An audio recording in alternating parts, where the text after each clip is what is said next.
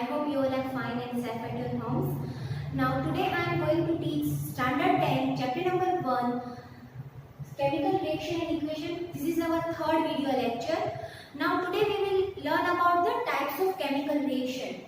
These are the types of chemical reaction which are given in your books. Total 5 types of chemical reaction. The first is combination reaction, third is decomposition reaction, second is decomposition reaction, third is displacement reaction, fourth is double displacement reaction, and fifth is oxidation reduction reaction or redox reaction. Now we will study one by one. First we will study about the combination reaction. Now what is the meaning of the combination reaction? Let's start. Combination reaction में एक कोई भी product या एक reactant, दो reactant और third reactant जब साथ में कंबाइन होकर सिंगल प्रोडक्ट बनाते हैं वैसे रिएक्शन को हम बोलेंगे कॉम्बिनेशन रिएक्शन. फॉर एग्जांपल यहाँ पे मैं जनरली बोलती हूँ when A reactant react with B reactant, react with C. When these three reactants combine with each other and they give a single product, this reaction is called the combination reaction. तो यहाँ पे A, B and C three are the different reactants. जब वो react करेंगे एक दूसरे के साथ तो product हमको मिलेगा A, B, C. Okay, single product मिलेगा. कॉम्बिनेशन रिएक्शन में क्या याद रखना है, हमको एक सिंगल प्रोडक्ट मिलेगा. एक दो रिएक्टेंट यूज करेंगे या दो से ज्यादा रिएक्टेंट यूज करेंगे बट हमको फाइनली एक ही प्रोडक्ट मिलता है. ऐसे रिएक्शन को हम बोलेंगे कॉम्बिनेशन रिएक्शन. चलो हम एक एग्जांपल देखते हैं जो आपकी एनसीईआरटी बुक में first example number 1. Okay, now when calcium oxide react with water, जब हम कैल्शियम ऑक्साइड को पानी के अंदर डालेंगे, कोई भी कंटेनर भर के उसको कैल्शियम ऑक्साइड को पानी के अंदर डालेंगे तब क्या होगा, वहां पे ये दोनों के बीच में रिएक्शन होगा और जो हमको मिलेगा that is calcium hydroxide. Okay, अब कैल्शियम ऑक्साइड का क्या नेम है, इसको हम क्विकलाइन भी बोलते हैं. आप लोगों को ऑलरेडी पता है, हमने 9th में पढ़ लिया है. इसको हम क्विकलाइन बोलते हैं. ओके, कैल्शियम ऑक्साइड को हम कौन से फॉर्म में लेंगे, सॉलिड फॉर्म में लेंगे, वाटर लिक्विड फॉर्म में लेंगे. ये स्टेट ऑफ मैटर मेंशन करना बहुत ज्यादा इंपॉर्टेंट है, इसको नहीं भूलना है. Okay, when calcium oxide react with water हमको क्या मिलेगा, कैल्शियम हाइड्रोक्साइड. कैल्शियम हाइड्रोक्साइड का नेम हम क्या दे सकते हैं, स्लैग लाइन. इसको हम स्लैग लाइन भी बोल सकते हैं. ओके, तो जब ये दोनों के बीच में रिएक्शन होगा तो हमको मिलेगा स्लैग लाइन. अब ये रिएक्शन के दरमियान हमको क्या ऑब्जर्वेशन देखने को मिलेगा, तो जब हम कोई कंटेनर में ये पानी भर के इसमें लाइन डालेंगे और थोड़ी देर बाद देखेंगे तो दोनों के बीच में रिएक्शन हो गया होगा. बट जब हम वो कंटेनर को टच करेंगे तो वो कंटेनर पूरा टेम्परेचर उसका राइज हो जाएगा, गर्म हो जाएगा. दैट मीन्स वहाँ पे हीट जनरेट हो रही है. अगर वहाँ पे हीट जनरेट हो रही है तो हमको यहाँ पे मेंशन करना पड़ेगा कि हीट इज ऑल्सो प्रोड्यूस्ड. क्या मेंशन होगा, ये कोई प्रोडक्ट नहीं है, प्रोडक्ट तो हमको एक ही मिलेगी बट हम वहाँ पे हीट देखने को मिल रही है तो हमको यहाँ पे लिखना है हीट इज ऑल्सो प्रोड्यूस्ड. तो जहाँ पे जो रिएक्शन में हीट जनरेट होगी, जो भी रिएक्शन में हीट जनरेट होगी वैसे रिएक्शन को हम बोलेंगे एक्सोथर्मिक रिएक्शन. तो ये रिएक्शन को हम क्या नेम दे सकते हैं, एक्सोथर्मिक रिएक्शन. आ गया समझ में. यहाँ इसका एग्जांपल है calcium oxide and react with water it gives calcium hydroxide. इसको हम क्विकलाइन और इसको हम स्लैग लाइन बोलते हैं क्योंकि यहाँ पे देखने को मिला कि हीट जनरेट हो रही है, इसीलिए ये रिएक्शन का नाम हम दे सकते हैं exothermic reaction. Okay, thermic means temperature rise हुआ, एक्सो मतलब बाहर निकला टेम्परेचर, हीट बाहर जनरेट होती हुई हमको दिखी, इसीलिए इसका नाम दे दिया एक्सोथर्मिक रिएक्शन. नाउ सेकंड हम एग्जांपल देखते हैं. हमको ऐसे एग्जांपल देखने जो एक से ज्यादा रिएक्टेंट मिक्स होके एक ही प्रोडक्ट मिलाते हैं. जैसे ऐसे रिएक्शन हम देखते जाएंगे, जितने भी ऐसे रिएक्शन होंगे वो क्या होंगे, कॉम्बिनेशन रिएक्शन. नाउ सेकंड हम एग्जांपल देखें तो when carbon react with oxygen it gives carbon dioxide. देखा, दो रिएक्टेंट था और दोनों के बीच में रिएक्शन होगा तो हमको सिंगल प्रोडक्ट मिला. तो ऐसे रिएक्शन को भी हम क्या बोलेंगे, कॉम्बिनेशन रिएक्शन.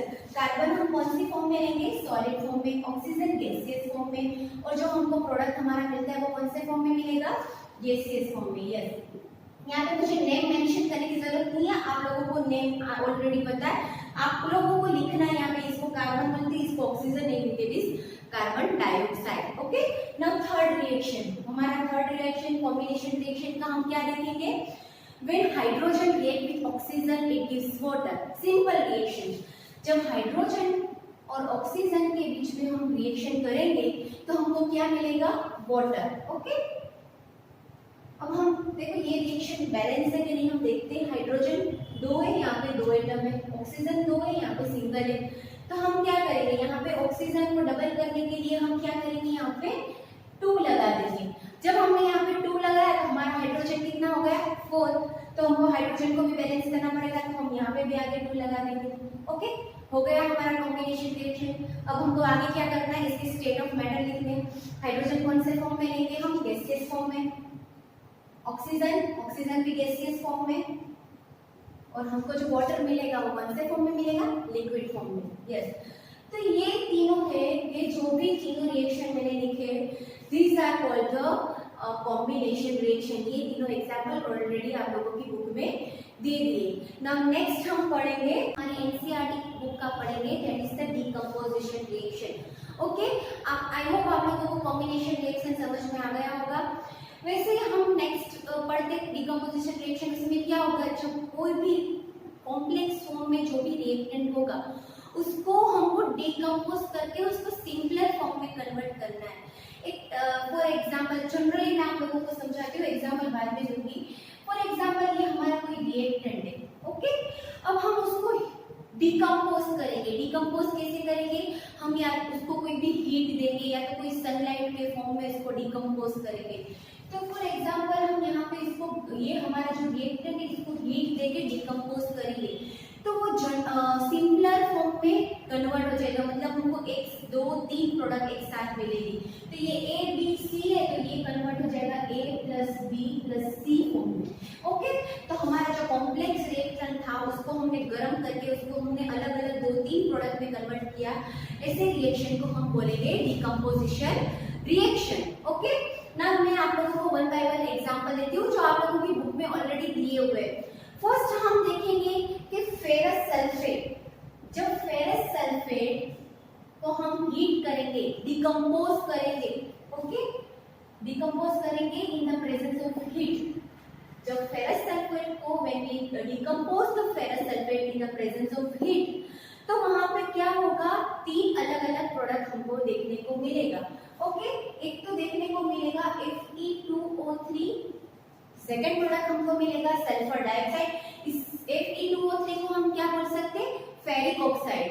दूसरा हमको प्रोडक्ट मिलेगा sulphur dioxide and third product मिलेगा सल्फर ट्राइऑक्साइड। ओके, नाउ अब हम इसको बैलेंस पहले कर लेते हैं। यहाँ पे 2Fe है, तो यहाँ पे भी हम 2 करना पड़ेगा।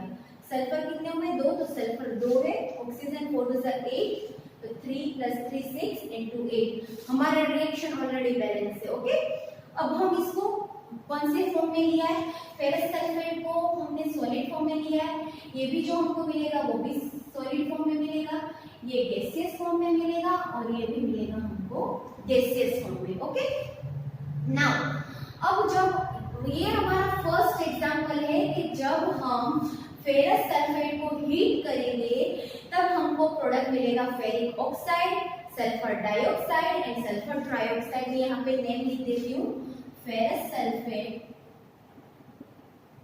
when it is heated it is converted into ferric oxide, ये है सल्फर डाइऑक्साइड, 2 ऑक्सीजन है इसलिए हम उसका नाम देंगे डाइऑक्साइड, वहां पे 3 ऑक्सीजन है तो हम बोलेंगे sulphur trioxide, sulphur trioxide. Okay, now हमने फर्स्ट रिएक्शन में देखा था कि हीट वहां पे जनरेट हो रही थी तो हमने उसका नाम दे दिया था एक्सोथर्मिक रिएक्शन।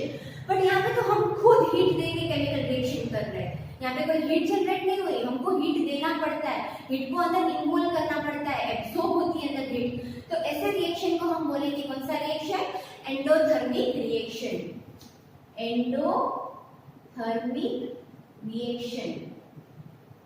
ओके, ये हमारा हो गया फर्स्ट एग्जांपल। नाउ हम देखेंगे सेकंड एग्जांपल। सेकंड एग्जांपल में आप लोग देखोगे जो आप लोगों की बुक में ऑलरेडी दिया हुआ है, जब हम कैल्शियम कार्बोनेट को डिकम्पोज करेंगे, ओके, जब हम कैल्शियम कार्बोनेट को डिकम्पोज करेंगे in the presence of heat, तो हमको क्या मिलेगा? हमको मिलेगा calcium oxide plus carbon dioxide. Calcium carbonate को हम कौन से फॉर्म में लेंगे? सॉलिड फॉर्म में। हम वहां पे हीट कर रहे हैं तो हम यहाँ पे लिखेंगे क्या ये रिएक्शन हो रहा है इन द प्रेजेंस ऑफ हीट। जो हमको दो प्रोडक्ट मिल रहे हैं, एक मिलेगा सॉलिड फॉर्म में और दूसरा मिलेगा गैसियस फॉर्म में। यहाँ पे CO2 गैस प्रोड्यूस हो रहा है, ओके। तो ये हमारा सेकंड एग्जांपल है डिकम्पोजिशन रिएक्शन का। यहाँ पे मैं नेम लिख देती हूँ कैल्शियम कार्बोनेट, ये है कैल्शियम ऑक्साइड और कार्बन डाइऑक्साइड, ओके। तो आई होप आप लोगों को ये जो एग्जांपल समझ में आ गए होंगे। नाउ ये जो आप लोग देख रहे हो, ये जितने भी रिएक्शन हीट इन्वॉल्व हो रही है, इसीलिए हम इसको एंडोथर्मिक रिएक्शन तो बोलते ही है। बट हीट के कारण जो हम डिकम्पोज कर रहे हैं, ये जो भी रिएक्टेंट है उसको हीट देके डिकम्पोज कर रहे हैं, इसीलिए इसका नाम हम थर्मल डिकम्पोजिशन भी बोल सकते हैं। क्या बोल सकते हैं इसको? Thermal decomposition. भी यहाँ पे लिख देती हूँ थर्मल डिकम्पोजिशन। क्यों थर्मल? थर्मल मीन्स हम हीट देके ये रिएक्शन कर रहे हैं, इसीलिए इसका नाम दे दिया है thermal decomposition. Now third reaction. Third, जब भी कोई व्हाइट कलर का सिल्वर क्लोराइड पाउडर, उसको हम ऐसे ही सनलाइट के नीचे खुला छोड़ देंगे तो वो डिकम्पोज होगा और कन्वर्ट होगा सिल्वर और क्लोरीन गैस में। तो वो व्हाइट कलर का पाउडर था, उसमें चेंजेस आएगा कि वो ग्रे कलर में कन्वर्ट हो जाएगा, ओके। दैट मींस कि वहां पे सिल्वर क्लोराइड पाउडर का डिकम्पोजिशन हुआ है, इसीलिए वो व्हाइट कलर से ग्रे कलर में कन्वर्ट हुआ है। मैं वो रिएक्शन यहाँ पे लिखती हूँ। When silver chloride decompose in the presence of sunlight, it gives silver plus chlorine gas, okay। यहाँ पे हम लोग पहले क्या करेंगे? इक्वेशन को बैलेंस कर देंगे। क्लोरीन 2 है तो यहाँ पे भी हमको 2 करना पड़ेगा, ओके ना। यहाँ पे 2 हो गए तो सिल्वर भी 2 हो गया, तो हमको यहाँ पे सिल्वर भी 2 करना पड़ेगा, ओके। हमारा रिएक्शन बैलेंस हो गया। अब हम इसका कौन से फॉर्म में लेते वो लिख देते। सिल्वर क्लोराइड को हमने सॉलिड फॉर्म में लिया था, सिल्वर हमको मिला वो भी सॉलिड फॉर्म में मिला, और जो गैस वहां पे जनरेट हुआ वो गैसियस फॉर्म में, ओके। तो यहाँ पे हम लोग लिख देंगे जी। तो इसका मतलब है कि ये सिल्वर क्लोराइड है, उसका डिकम्पोजिशन हुआ है और वो कन्वर्ट हुआ है सिल्वर एंड क्लोरीन फॉर्म में। ऐसे ही सेम एक और रिएक्शन है, that is the silver bromide. तो हम सिल्वर ब्रोमाइड को जब डिकम्पोज करेंगे in the presence of sunlight, तो वहां पे क्या मिलेगा हमको? Silver plus bromine gas. तो हमको यहाँ पे मिलेगा silver plus bromine gas, okay. हम रिएक्शन को बैलेंस कर देंगे। ब्रोमीन 2 है तो यहाँ पे एक ही है, तो हमको यहाँ पे आगे 2 लगाना पड़ेगा। हमारा हो गया ब्रोमीन 2। अब यहाँ पे सिल्वर 2 है तो हमको यहाँ पे भी 2 करना पड़ेगा, ओके। हो गया ना। अब इसको हम कौन से फॉर्म में लेंगे? सॉलिड फॉर्म में। जो हमको सिल्वर हमारा अगेन जो मिलेगा वो कौन से फॉर्म में मिलेगा? सॉलिड फॉर्म में। और ब्रोमीन तो ऑलरेडी मैंने लिख लिया है, गैसियस फॉर्म में हमको मिलता है। तो ये चारों एग्जांपल थे डिकम्पोजिशन रिएक्शन के।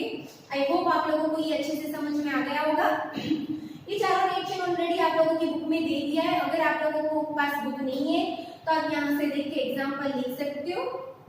और कॉम्बिनेशन रिएक्शन में हीट जनरेट हो रही है, इसीलिए हम उसको एक्सोथर्मिक रिएक्शन बोल देंगे। बट यहाँ पे हम हीट को इन्वॉल्व कर रहे हैं, अंदर हीट को ऑलरेडी डाल के रिएक्शन कर रहे हैं, तो इसीलिए इसका नाम है एंडोथर्मिक रिएक्शन, ओके। और हम दूसरा इसका नाम दे सकते हैं thermal decomposition reaction. Why it is called a thermal decomposition reaction? Because here we are doing reaction in the presence of heat. Now what is the meaning? Heat जहाँ भी word use होता है वहाँ पे हम बोलेंगे थर्मल, और वहाँ पे कौन सा रिएक्शन हो रहा है? डिकम्पोजिशन रिएक्शन, इसीलिए इसका नाम हो गया thermal decomposition reaction. I hope आप लोगों को ये समझ में आ गया होगा। अब हम नेक्स्ट रिएक्शन पढ़ते हैं, that is the displacement reaction. Displacement reaction, displacement reaction में हम क्या देखेंगे कि जब कोई भी, फॉर एग्जांपल दो रिएक्टेंट, एक रिएक्टेंट है ए प्लस दूसरा रिएक्टेंट है बी सी, ओके, जब दोनों के बीच में रिएक्शन होगा तो ये बी की जगह कौन ले लेगा, ए, बी को डिस्प्लेस कर देगा, कौन कर देगा, ए, और खुद वहां पे बन जाएगा ए सी, और वो जो बी होगा वो अलग से निकल जाएगा, ओके। तो ऐसे रिएक्शन को हम बोलेंगे डिस्प्लेसमेंट रिएक्शन, मतलब डिस्प्लेस कर दिया, बी को वहां से उसकी जगह से डिस्प्लेस करके खुद वहां पे आ गया, तो ऐसे रिएक्शन को हम बोलेंगे डिस्प्लेसमेंट रिएक्शन। अब यहाँ पे एक बात जानना बहुत ज्यादा जरूरी है कि कौन से जो एलिमेंट होते हैं वो डिस्प्लेस हो सकते हैं, मतलब कि यहाँ पे ए को डिस्प्लेस करके, बी को डिस्प्लेस करके खुद ए आया है, दैट मींस तो ए वो ज्यादा रिएक्टिव होगा तभी वो बी की जगह ले सकता है, वरना वो बी की जगह नहीं ले सकता। अगर यहाँ पे जो ए प्रोडक्ट होता वो बी से कम रिएक्टिव होता तो वो यहाँ पे नहीं आ सकता, बट यहाँ पे ए है वो बी से ज्यादा रिएक्टिव था, इसीलिए उसने बी की जगह ले ली, खुद वहां पे बी को डिस्प्लेस करके खुद यहाँ पे आ गया और बी को अलग छोड़ दिया। तो ये हमको कब पता चलेगा कि कौन सा एलिमेंट ज्यादा रिएक्टिव होता है, कौन सा एलिमेंट कम रिएक्टिव होता है। तो एक छोटी रिएक्टिव सीरीज है वो मैं आप लोगों को बताती हूँ, ये आप लोगों को खास करके जैसे आप लोगों ने एलिमेंट्स लर्न किए थे, रिएक्टिविटी सीरीज भी लर्न करना बहुत ज्यादा जरूरी है। यहाँ पे रिएक्टिविटी सीरीज में लिख रही हूँ, आप लोग लिख लेना रिएक्टिविटी सीरीज। तो इसका मतलब मैं जो लिखूंगी तो जो फर्स्ट लिखूंगी वो हाईएस्ट रिएक्टिव होगा, उसके बाद उससे कम और जो लास्ट में लिखूंगी वो सबसे कम रिएक्टिव होगा, ओके। तो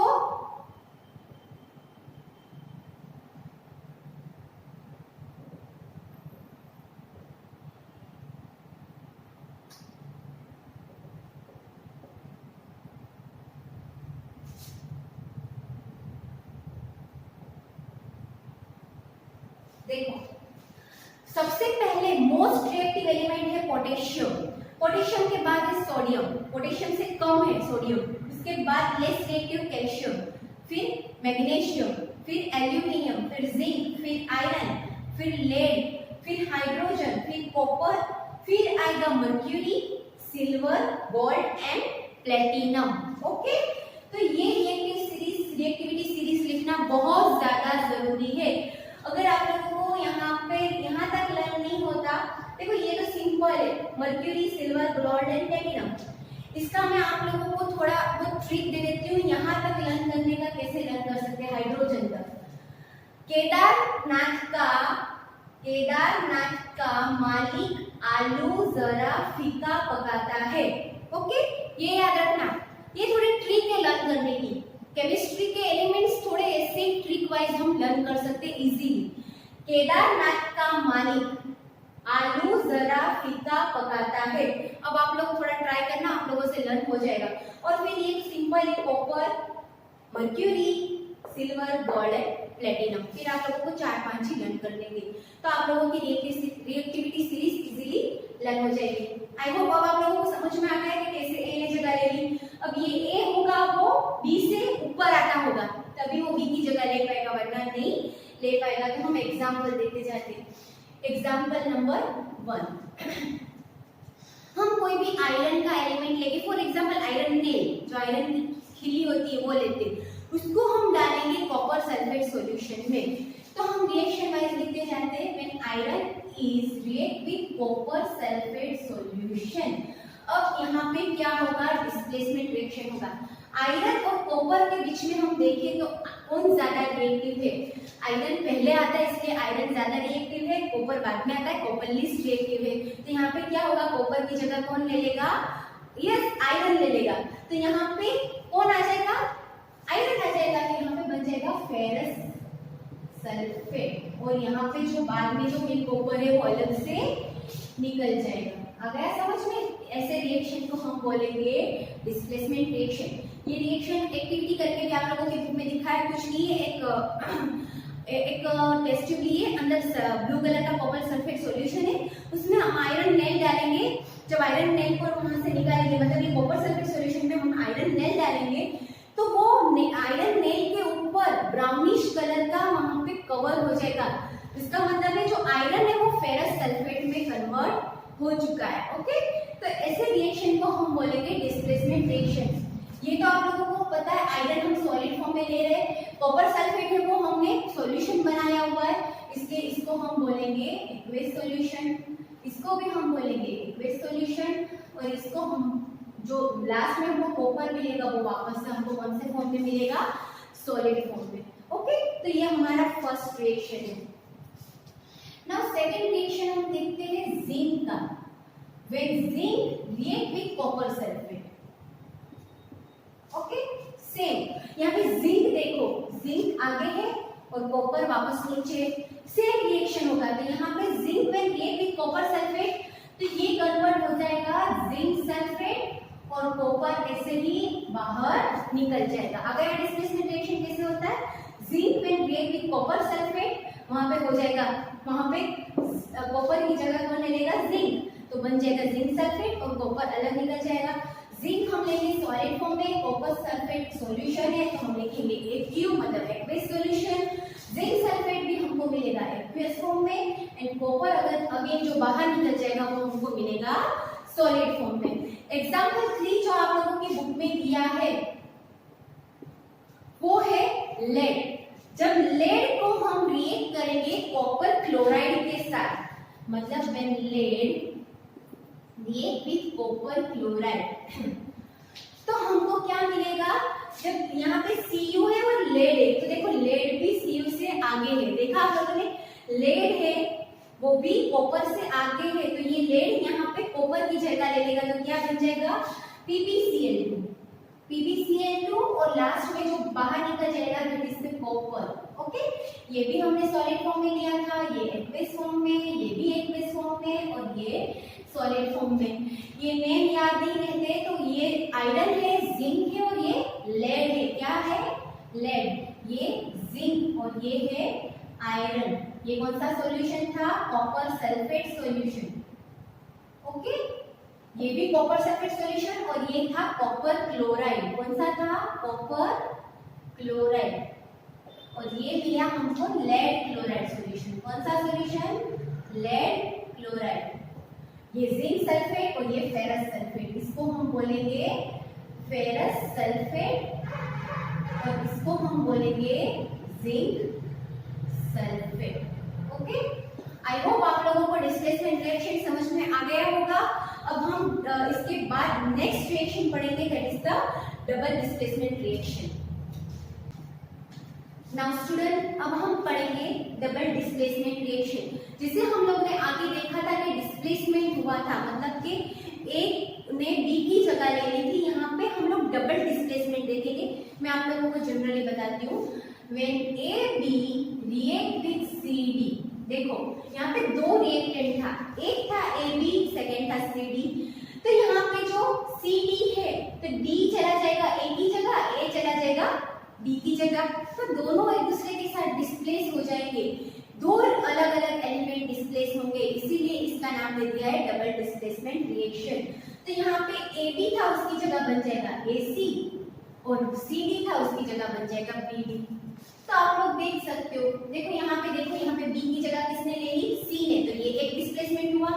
यहाँ पे सी की जगह किसने ले ली, बी ने, यहाँ पे सेकंड डिस्प्लेसमेंट हुआ। तो ऐसे रिएक्शन को दो बार डिस्प्लेसमेंट हो रहा है, इसीलिए ऐसे रिएक्शन को हम बोलेंगे डबल डिस्प्लेसमेंट रिएक्शन। तो ये रिएक्शन का हम एक एग्जांपल देखते हैं। ओके, नाउ जब हम यहाँ पे दो सॉल्यूशन लेंगे, कौन से दो सॉल्यूशन लेंगे, ferrous sulphate and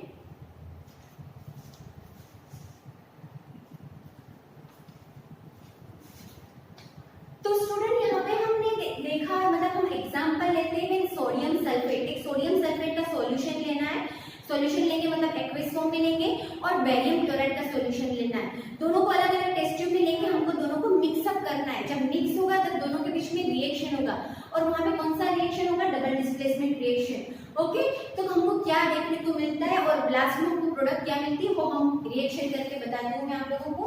sodium sulphate की फॉर्मूला है Na2SO4। When react with barium chloride BaCl2, इसको हम क्या बोलेंगे, sodium sulphate. Okay, when sodium sulphate react with barium chloride, कौन सा कंपाउंड है बेरियम क्लोराइड।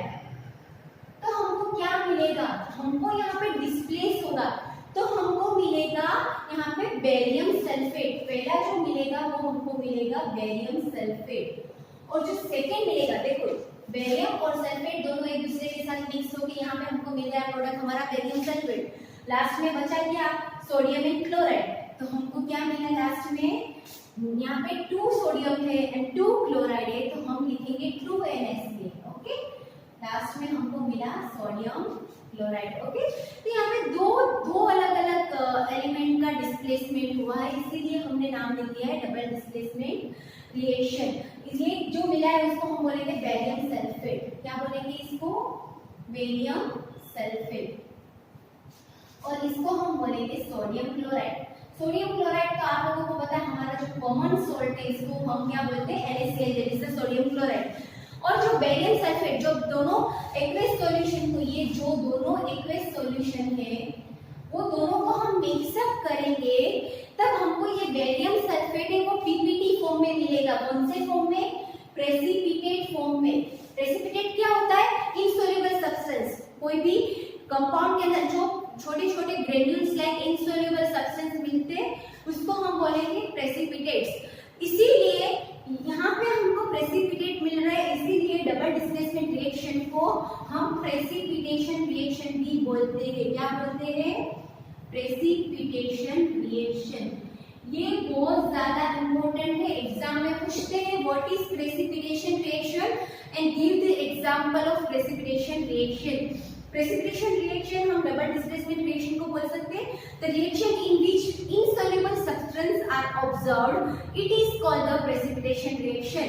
और इसमें एग्जांपल आप इसका देख सकते हो, sodium sulphate will react with barium chloride, it gives barium sulphate plus sodium chloride. तो ये आप लोगों का डबल डिस्प्लेसमेंट का एग्जांपल है। अब हम लास्ट जो हमारा रिएक्शन है that is the oxidation reduction reaction and or oxidation reduction reaction और इसको हम redox reaction भी बोलते हैं। अब हम नेक्स्ट, so student हमारा जो नेक्स्ट रिएक्शन है that is the oxidation reduction reaction और इसको हम बोलते हैं redox reaction। दोनों को मिला के हम नाम दे दिया है redox reaction।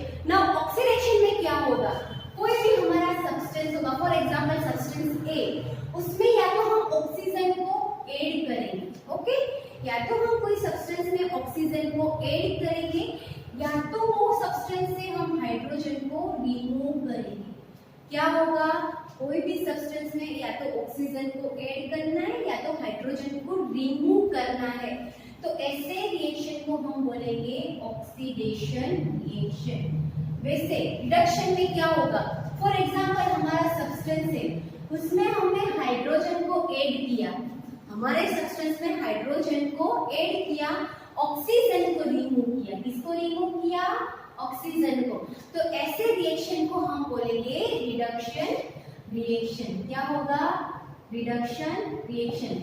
जब दोनों ऑक्सीडेशन एंड रिडक्शन साथ में मिलकर एक ही रिएक्शन में देखने को मिलेंगे, ऐसे रिएक्शन को हम बोलेंगे रेडॉक्स रिएक्शन। ओके, चलो मैं यहाँ पे आप लोगों को वन बाय वन एग्जांपल के साथ समझाने जाती हूँ। फर्स्ट एग्जांपल जो मैं लूंगी ऑक्सीडेशन रिएक्शन का, यहाँ पे हम लोग लेंगे copper when react with oxygen. देखो कॉपर के कभी आप लोगों ने बर्तन देखे होंगे, वो ऐसे घर में पड़े रहते हैं, तो वहां पे उसमें ऑक्सीडेशन होता है। वो किसके साथ, जो एटमॉस्फेयर का ऑक्सीजन होता है उसके साथ वो रिएक्ट करता है और वो कन्वर्ट हो जाता है कॉपर ऑक्साइड में। किसमें कन्वर्ट हो जाता है, कॉपर ऑक्साइड में। मैं पहले बैलेंस कर लेती हूँ रिएक्शन को। ऑक्सीजन 2 है, यहाँ पे 2 लिखना पड़ेगा। Cu2 हो गया तो इसको भी 2 करेंगे। ओके, हमारा रिएक्शन कंप्लीट है, बैलेंस है। तो जब हम कॉपर के बर्तन यूटेंसिल्स हमारे घर में पड़े रहते हैं तब वो एटमॉस्फेयर के ऑक्सीजन के साथ रिएक्ट होता है, मतलब वहाँ पे ऑक्सीडेशन रिएक्शन होता है और वो कन्वर्ट हो जाता है ब्लैक कलर में। ब्लैक कलर में इसलिए वो बर्तन हमारे ब्लैक क्यों हो जाते हैं, क्योंकि वहाँ पे वो फिल्म हो जाता है कॉपर ऑक्साइड की। किसकी, कॉपर ऑक्साइड की। तो इसीलिए ऐसे रिएक्शन को हम बोलेंगे ऑक्सीडेशन रिएक्शन। कौन सा रिएक्शन, ऑक्सीडेशन रिएक्शन। सेम हम दूसरा ऑक्सीडेशन का एग्जांपल लेते हैं। सेम कॉपर की तरह अगर हम जिंक का रिएक्शन करेंगे ऑक्सीजन के साथ, तो यहाँ पे भी हमको मिलेगा जिंक ऑक्साइड, वहां पे मिला था कॉपर ऑक्साइड, तो यहाँ पे हमको मिलेगा जिंक ऑक्साइड। ऑक्सीजन 1 है, यहाँ पे 2 है, तो हम ये 2 कर देंगे, यहाँ पे भी हम 2 कर देंगे, हमारा रिएक्शन बैलेंस। तो यहाँ पे भी ये जो कॉपर था वो ब्लैक कलर में हुआ, तो जिंक था वो कौन से कलर में हो जाएगा ऑक्सीडेशन में, येलो कलर में। कौन से कलर में, येलो, और ये हो जाएगा ब्लैक। तो ये भी किसका रिएक्शन है, ऑक्सीडेशन रिएक्शन। ओके, तो ये दोनों जो रिएक्शन थे that is the oxidation reaction. अब हम नेक्स्ट देखेंगे रिडक्शन रिएक्शन।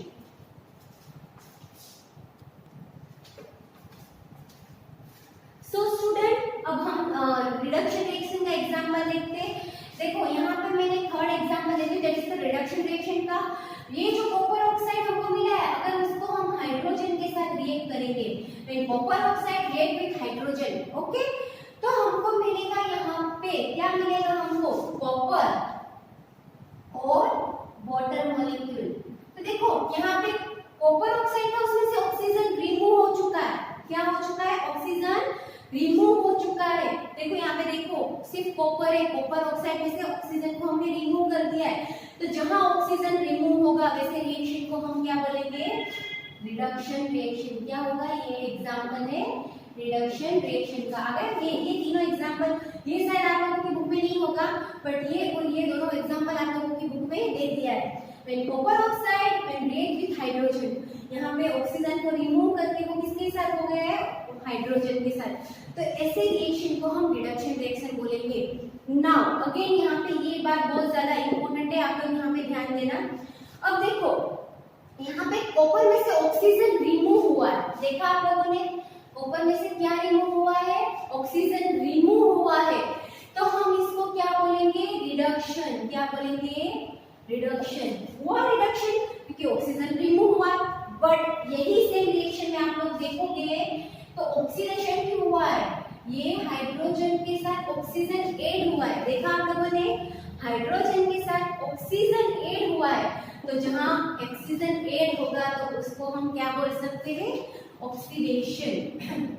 तो ये रिएक्शन में ऑक्सीडेशन भी हुआ है, रिडक्शन भी हुआ है। तो ये रिएक्शन का हम दूसरा नाम क्या दे सकते हैं, जहां दोनों चीजें साथ में देखने को मिलेगी वैसे रिएक्शन को हम रेडॉक्स रिएक्शन भी बोल सकते हैं। क्या बोलेंगे इसको हम, रेडॉक्स रिएक्शन। देखो बिल्कुल भी कंफ्यूज नहीं होना है। ऐसे सब्सटेंस जहां ऑक्सीजन ऐड होगा और हाइड्रोजन रिमूव होगा उसको हम बोलेंगे ऑक्सीडेशन। ऐसे सब्सटेंस जहां हाइड्रोजन ऐड होगा ऑक्सीजन रिमूव होगा उसको बोलेंगे रिडक्शन। फर्स्ट दो एग्जांपल थे वो सिर्फ ऑक्सीडेशन के थे, थर्ड एग्जांपल मैंने रिडक्शन का दिया। तो यहाँ पे ऑक्सीजन रिमूव हो रहा है, इसको हम रिडक्शन बोल रहे हैं, बट यहाँ पे साथ साथ हाइड्रोजन में ऑक्सीजन ऐड भी हो रहा है तो इसको हम ऑक्सीडेशन भी बोल सकते हैं। तो ये पूरे रिएक्शन, ये रिडक्शन का भी एग्जांपल हो सकता है और ये ऑक्सीडेशन का भी एग्जांपल हो सकता है और इसी को हम रेडॉक्स रिएक्शन के एग्जांपल में भी लिख सकते हैं। आई होप आप लोगों को पांचों रिएक्शन अच्छे से समझ में आ गया होगा। ये 5 रिएक्शन आप लोगों की बुक में दे दिए और एग्जांपल सारे मैंने आप लोगों की बुक में से लिए, 1-2 एग्जांपल बाहर के होंगे। नाउ हम नेक्स्ट लास्ट टॉपिक है आप लोगों की बुक का, that is the corrosion and rancidity, वो मैं आप लोगों को डिटेल में एक्सप्लेन करती हूँ। हमारा नेक्स्ट जो टॉपिक है दैट इज द कोरोजन, ये लास्ट टॉपिक है। इसके बाद एक छोटा सा टॉपिक है रेंसिडिटी, वो मैं आप लोगों को समझा दूंगी। कोरोजन में क्या होगा, आप लोगों ने देखा होगा कि कोई भी आप आयरन का कोई भी आर्टिकल लोगे, आयरन का कोई भी चीजें लोगे, कोई भी, फॉर एग्जांपल कोई आयरन की नेल्स पड़ी हो आप लोगों के घर में, कोई भी जो आप लाओगे करके तो एकदम शाइनी होगा, एकदम shiny and smooth surface. But धीरे धीरे धीरे धीरे आप देखोगे तो वहां पे वो कौन से कलर में कन्वर्ट हो जाएगा, ब्राउन कलर में। वहां पे ब्राउन कलर का लेयर, पाउडर जैसा लेयर लग जाएगा। ओके, तो ये जो नए नए shiny iron particles, iron substance में जो ब्राउन कलर का सब्सटेंस वहां पे लेयर बन जाएगा उसको हम क्या बोलेंगे, रस्टी। क्या बोलेंगे, रस्टी।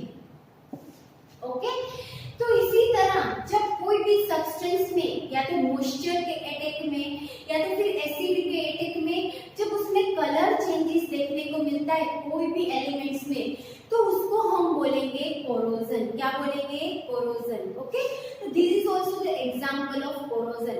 हम सेकेंड एग्जाम्पल देखते हैं। आप लोगों के घर में कोई सिल्वर ऑर्नामेंट्स होंगे।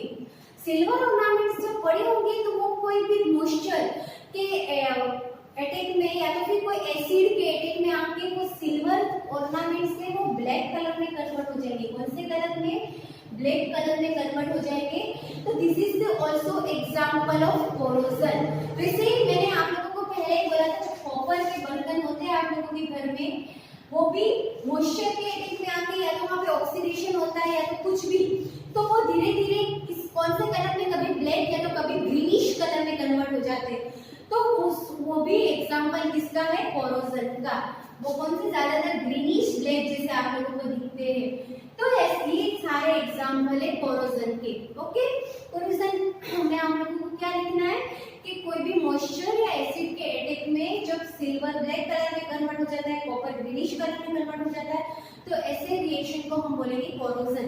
और ज्यादातर आप लोगों ने देखा होगा कि बोट होते हैं, शिप्स होती है बड़ी बड़ी, जो आयरन से बनी हुई होती है या तो फिर अदर मेटल से, या तो फिर आप लोगों ने देखा होगा जो आयरन ब्रिजेस होते हैं, जो हमारे ब्रिजेस बनाते वो भी धीरे धीरे ब्राउन कलर के होते हैं। तो वो जहाँ जहाँ ऐसी सब चीजें कलर चेंजेस देखने को मिलता है आप लोगों को अलग अलग हमारे एलिमेंट्स में, तो उसको हम बोलेंगे कोरोजन। आई होप आप लोगों को कोरोजन सिंपल है, समझ में आ गया होगा।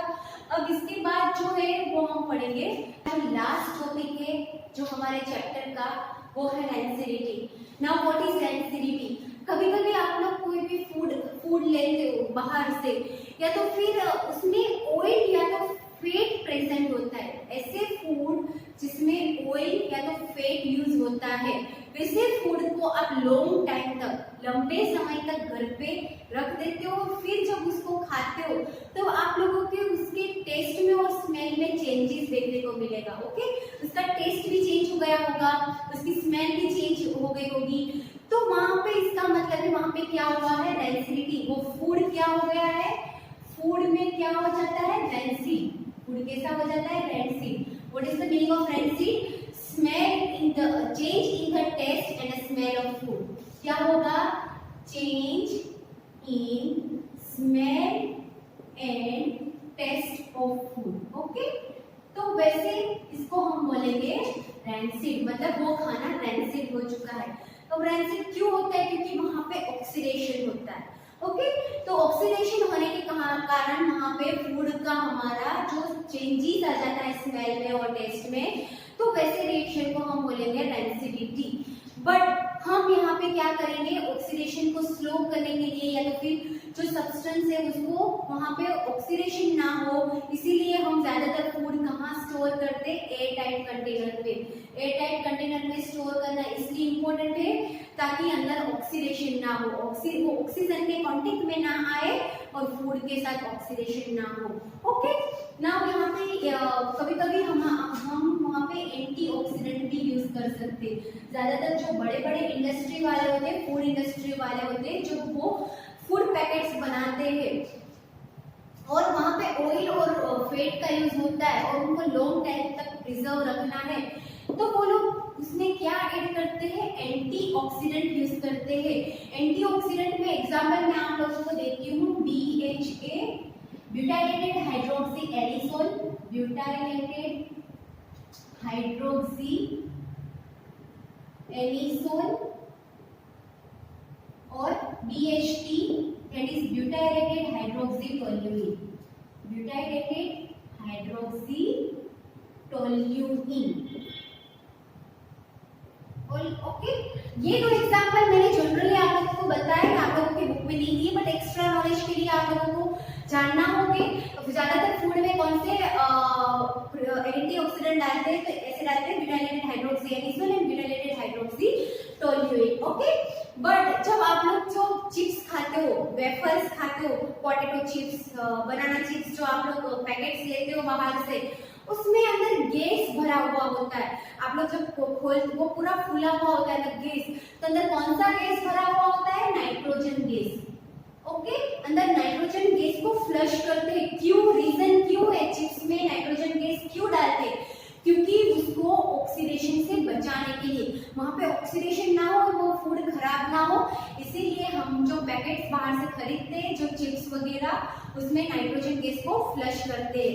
आई होप आप लोग को रेंसिडिटी समझ में आ गया होगा। रेंसिडिटी में बस इतना ही है, फूड खराब ना हो, खराब हो जाते हैं उसको हम रेंसिडिटी बोलते हैं, और उसको खराब ना हो, हमारे फूड हम प्रिजर्व रखें, इसलिए हम वहाँ पे एंटीऑक्सीडेंट यूज करते हैं। ओके, नाउ यहाँ तक आप लोगों का चैप्टर कंप्लीट हो चुका है। आई होप आप लोगों को पूरा chapter number 1 chemical reaction and equation अच्छे से समझ में आ गया होगा।